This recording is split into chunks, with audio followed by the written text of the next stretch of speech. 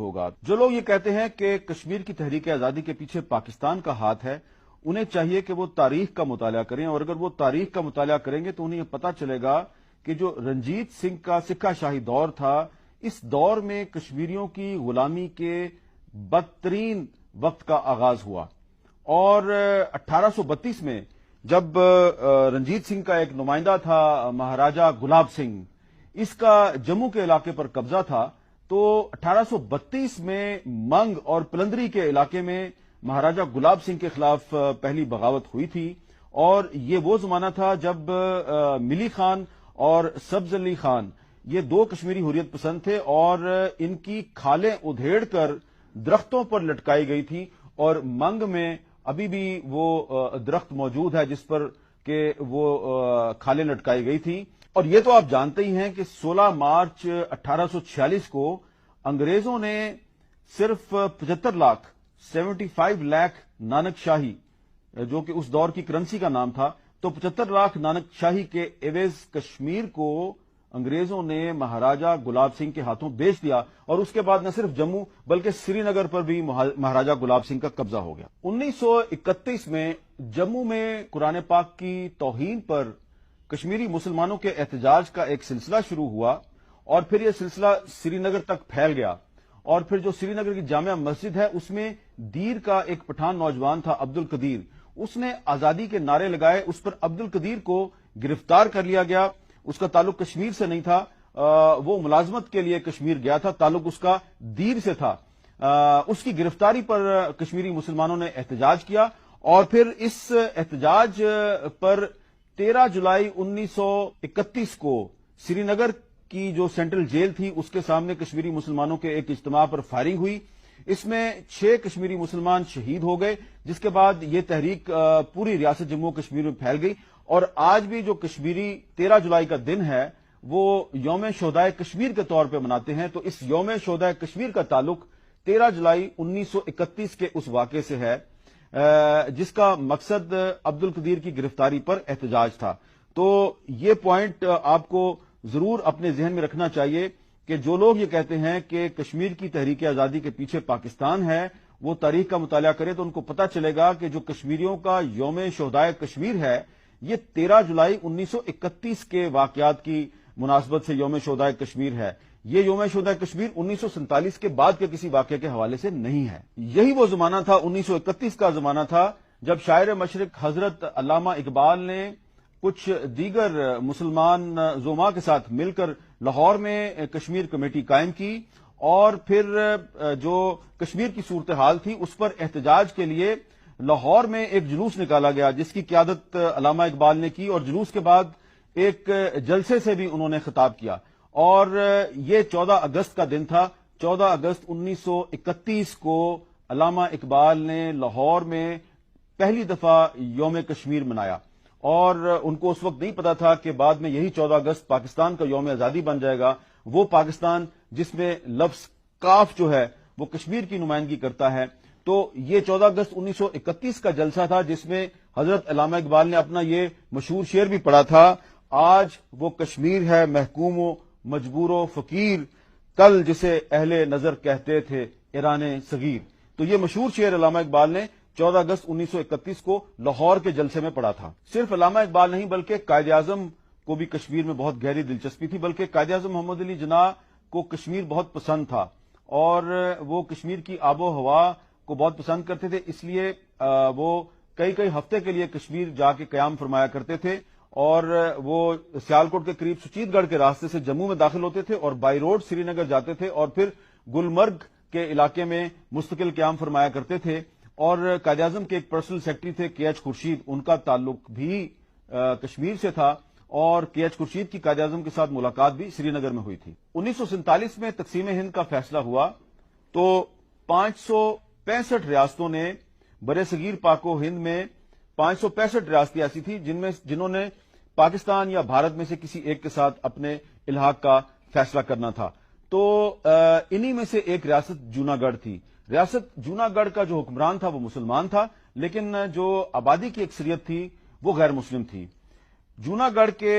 مسلم حکمران نے پاکستان کے ساتھ الحاق کا فیصلہ کیا۔ لیکن جو برطانوی ہند تھا اس کے وائس رائے لارڈ ماؤنٹ بیٹن نے ریاست جونا گڑھ کے پاکستان کے ساتھ الحاق کو تسلیم نہیں کیا، بلکہ انہوں نے کیا کیا کہ انہوں نے کوشش کی کہ جونا گڑھ پر بھارت کا قبضہ ہو جائے۔ دوسری طرف ریاست جموں کشمیر تھی۔ ریاست جموں کشمیر کا حکمران غیر مسلم تھا اور آبادی کی اکثریت مسلمان تھی، لیکن جب ریاست جموں کشمیر کے مسلمانوں کی اکثریتی نمائندہ جماعت مسلم کانفرنس نے جولائی 1947 میں پاکستان کے ساتھ الحاق کا فیصلہ کیا تو لارڈ ماؤنٹ بیٹن نے اس کو قبول کرنے سے انکار کر دیا اور انہوں نے کانگریس کے لیڈر مہاتما گاندھی، جواہر لال نہرو اور جو مہاراجا تھا جموں کشمیر کا ہری سنگھ، اس کے ساتھ مل کر کوشش کی کہ جموں کشمیر کا الحاق